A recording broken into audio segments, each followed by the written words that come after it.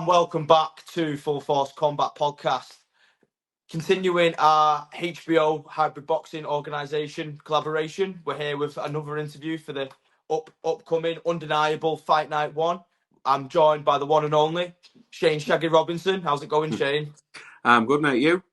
Yeah, good, all good. Just carrying on as normal. Good. Grafting, but I suppose nowhere near as grafting as hard as you'll be preparing for the card in a couple of weeks' time. How you feeling leading up to the fight night and everything? I'm good. I'm broken as normal. If I'm honest, I'm getting old. You know, it's harder to recover after sessions now, but it's.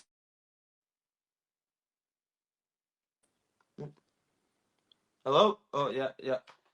Sorry, I thought I lost you for a second there, Shane. But yeah, for the people who aren't really familiar with yourself, how did you get into combat sports, and what's kind of your background, and yeah, just how did you begin your journey in boxing and combat sports in general?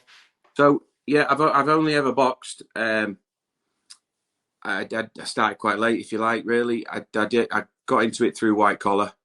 It's charity boxing. I did an event over 12 years ago now. That's my first one. After the birth of my first daughter, purely just to prove I could do it, really, I suppose, you know. And then I came out of it again, and it wasn't until after lockdown I went back in, if you like. So I had a good break out of it, and went back in, and it led to this. Basically, led to doing quite a few white collar fights, and then moving into the unlicensed world, if you like, and going from there. Yeah. No, yeah. So I am quite late. I got into it older than most, if you like. You know. Yeah. Well. It still doesn't mean anything, as we saw from your profile and everything. You have had success, and you're still building up a bit of a profile and stuff like that, which is absolutely fantastic. And there's a lot of popular professionals who started off quite late. But did you have any heroes that inspired you? So I growing up in the years I grew up, you talked about Mike Tyson, you talked about Lennox Lewis, Carl Zaggy, Hatton, people like that, you know. So there was a lot going on. I suppose quite a big influence when I first got back into boxing again would probably be Tyson Fury, and the struggles he had in life and getting back out and going again, you know, and proving that anything's possible. I drew quite a lot off his experience as well. You know, it's one of them. People don't get to the top like he did without certain amount of determination and grit, do you? So that was so inspiring. Yeah, very inspiring. So what kind of gave you the motivation? Was it you know, like Tyson was saying about the determination side of it? What gives you that determination to want to get up in the morning every day and go and work your ass off to go and compete? It's how much it helps me in life generally. You know, if I'm injured and I can't get to the gym, or I have to slow down a little bit, I find that it does affect me. It does affect me mentally. So I use it to keep my head on the straight and narrow, and I use it to try and teach my kids that anything's possible. You know, that's one of the main ones for me, is just to prove that anything is possible. If you want to go and do it, then you've got to go. No one's going to do it for you. There's no such word as can't. Crack on, bite down on that gummy, and have a go. And what's the worst that can happen? You get knocked out, get up and go again, don't you? It's always a lesson, never a loss. No, exactly, mate. That's brilliant. I couldn't have put it better myself. That's brilliant. So, kind of in the weeks what have been building up to the card, what would you say have been your best assets in the camp so far? Would you say it's your maturity and mindset, but yeah, what's kind of your thoughts and takes on your best assets? I mean, if you see me in the gym, you probably won't call me mature, to be fair. But it's probably my consistency, if I'm honest. I am consistent in the gym. And even if I miss my sessions, I try to top up myself. You know, if life gets in the way, I will find a way around it and get another session in somewhere. But yeah, I would probably say consistency really. And again, my mindset. If you don't want to go to the gym, those sessions are your best ones. You get the most out of those ones, without doubt. Yeah, 100%, 100%. So on the as we ask about your opponent now, have you seen much of him? Have you saw anything from him what you've tried to work on in this camp, or is it just purely been your skill set, your own? Yeah, I try not to overload myself with information about my opponents. To be honest, because I'll just get bogged down in trying to pick on something I might have seen that I think is going to happen again, and then I'm just going to get served up, aren't I? So I try not to focus too much on with the footage you can find. You know, there's a lot of my stuff online, but I've had fights where I've been knocked all over the show, and then the next fight I've hardly been touched and come out pretty unscathed. So I try not to do that. Obviously he looks awkward. Southpaw fighter. I'm expecting him to be awkward. But yeah, from what I have seen, it looks handy enough, and it'll definitely be a test. No, brilliant. Have you got any messages for him?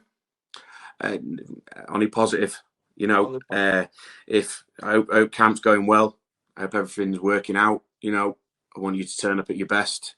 I'll turn up at as best as I can be on the day as well. You know, and put on a show, and then have a cheeky beverage after it. All being well. Yeah, no, I love that, mate. Yeah, brilliant. So just quickly, so as the new worldwide recognised discipline, hybrid boxing, sanctioned by HBO, it's a historic card, first of its kind. Is there anything in hybrid boxing which you're looking to?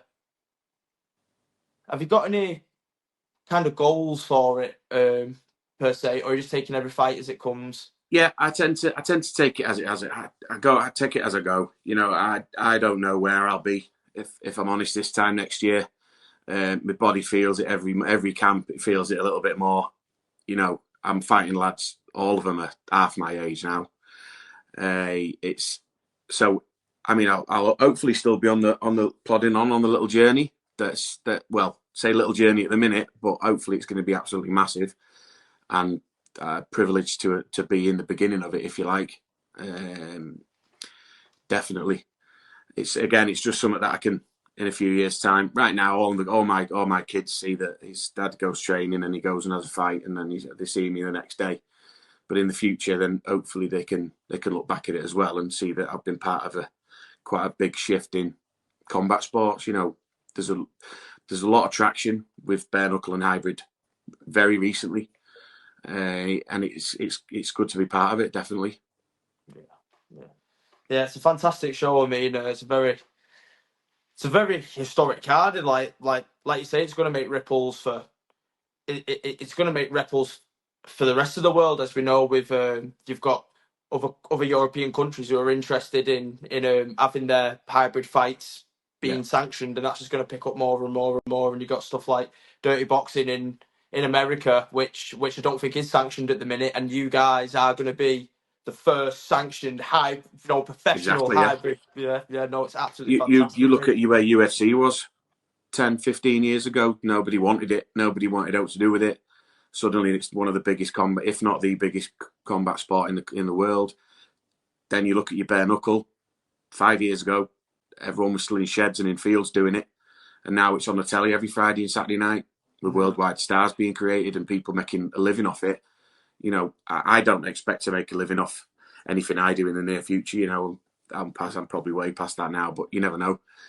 Just a little holiday out of it in the end might be good. No, I mean, it's more than reachable. I mean, you go in there, you put on a great performance to promote. You know what I mean? Promotion makes noise, mate. You know, never say never, as you said before. Never say never. No, I'm all for it. If anything comes about from it, then I'll have a go. You know, I'm certainly not going to run away from it. And that's what it's about. Getting in now, it'll be very interesting to see. I can't wait, to be honest. It'll be. I'm looking forward to it. Yeah. Just to finish up, is there anybody you want to give a bit of a shout out to? Any sponsors, the gym? Yeah, training partners? I'll give a shout out to my club, Centurion ABC in Wallasey. They help me a lot, more than they know. You know yourself through clubs and stuff like that. You might be on your own in the ring, but in reality, there's been a lot of people that have dragged you there, kicking and screaming sometimes. Adam Jones, head coach there. Danny Gordon at Fortress Coaching. He works alongside us in the gym as well. He's an awesome coach. And then I've got some sponsors there. I've got one of my oldest sponsors, Merseyside Industrial Supplies. They've supported me right from the beginning. They look after all my training gear, and all. Then I've got Ginger Builder. He's local to the Wirral. Need anything wood wise in your garden, he's your man there. And then Ascend Life Coaching. That's one of my newest sponsors just come on. They're all over YouTube and all over the Tinterweb. So give them a look. Yeah. Sounds like you've got a lot of people behind you, Shaggy. Absolutely fantastic, mate. I just want to say thank you for your time. We do all right. Thank you. Yeah. I just want to say absolutely thank you for your time. It was great to meet you, and I wish you all the best on the night. Thank you. I'm really looking forward to commentating and watching on your fight, Shane. Thank you. Thank you very much. Appreciate it. Thank you. Take care, everybody. Thank you. Ta-da.